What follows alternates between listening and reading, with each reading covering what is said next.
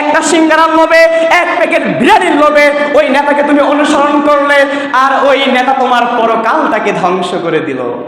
হায় আফসোস, উমুক নেতার চরিত্র ফুলের মতো পবিত্র, নামাজ নাই এক ওয়াক্ত। তুমি এমন নেতাকে তুমি অনুসরণ করছো যাকে অনুসরণ করলে তোমার পরকাল ধ্বংস হয়ে যাবে। যখন আপনি সমাজের মধ্যে মানুষকে সৎ কাজের দিকে আদেশ এবং অসৎ কাজ থেকে নিষেধ করবেন, তখনই সমাজ হবে শান্তিপূর্ণ, তখনই সমাজ হবে আদর্শ।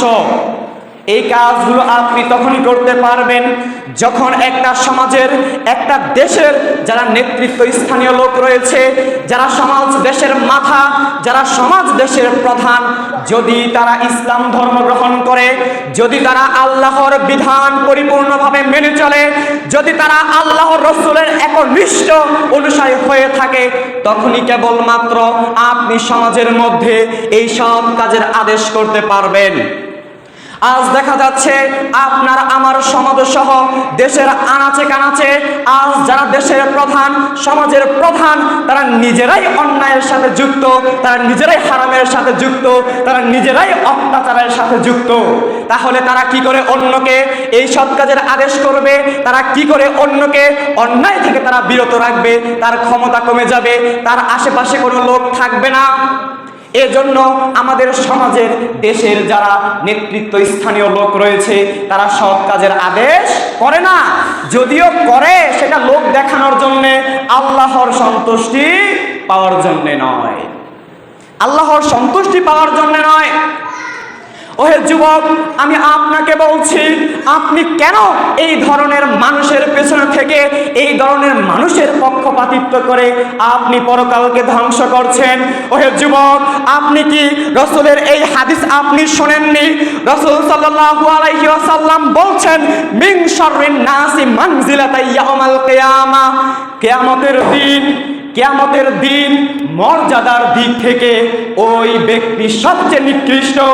মনোযোগ দিয়ে শোনেন ওহে আমার যুবক ভাইরা, আপনারা মনোযোগ দিয়ে শোনেন। বিশ্বনবী সাল্লাল্লাহু আলাইহি ওয়াসাল্লাম বলছেন, কিয়ামতের দিন সম্মানের দিক দিয়ে ওই ব্যক্তি সবচেয়ে নিকৃষ্ট হবে যে অন্যের স্বার্থ হাসিলের জন্য নিজের পরকালকে ধ্বংস করে দিচ্ছে। ঠিক কিনা? অন্যের স্বার্থ হাসিলের জন্য সে নিজের পরকালকে ধ্বংস করে দিচ্ছে। আজান হয়ে যাচ্ছে, হাইয়া আলাস সালাহ, সালাতের জন্য আসো। হাইয়া আলাল ফালাহ, কল্যাণের দিকে আসো। ওহে যুবক, তুমি চলে যাচ্ছ তোমার ওই নেতার পেছনে।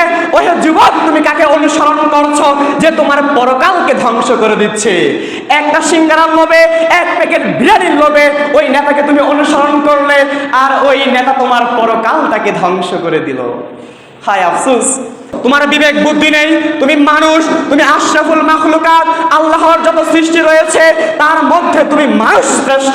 তোমার বিবেক বুদ্ধি রয়েছে, তোমার জীবনের প্রতিটা কাজ, তোমার জীবন কি করে পরিচালনা করবে সেই বিধান আল্লাহ তাআলা দিয়ে দিয়েছেন মানুষের জন্য, কোনো পশুর জন্য নয়। হ্যাঁ, আপনাকে বলছি, আপনি মানুষ, জীবনের প্রতিটা ক্ষেত্রে প্রতিটা কাজ আপনাকে ভেবেচিন্তে করতে হবে আল্লাহ রাব্বুল আলামিন কেন আপনাকে এই দুনিয়াতে পাঠিয়েছেন।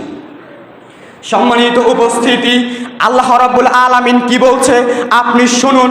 আল্লাহ রাব্বুল আলামিন সূরা আলে ইমরানের 110 নং আয়াতের মধ্যে বলছেন, কুল্লু খায়রু উম্মাতিন, তোমরাই হলে উত্তম জাতি, আর তোমাদেরকে নিয়োজিত করা হয়েছে মানুষকে সৎ কাজের আদেশ দেওয়ার জন্য এবং অকল্যাণ থেকে, পাপ কাজ থেকে তাকে বিরত রাখার জন্য।